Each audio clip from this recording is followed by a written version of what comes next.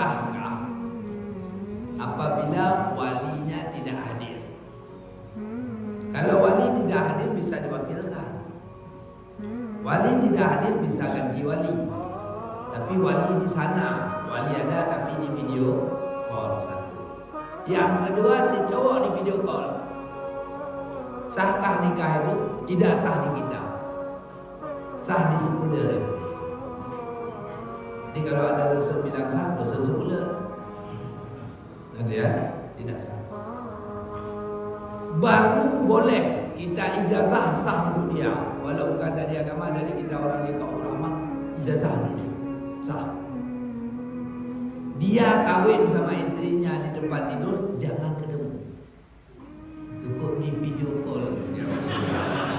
Sudah kita sah. Kalau bisa begitu bisa. Ini waktu tidur harus ada, waktu nikah nggak perlu ada. Ini sakit namanya, ya. Karena itu ada ahli telematika, semua bisa dibawa. Wajah presiden, ngomong suara presiden, padahal ngomong kan nggak ada ngomong itu.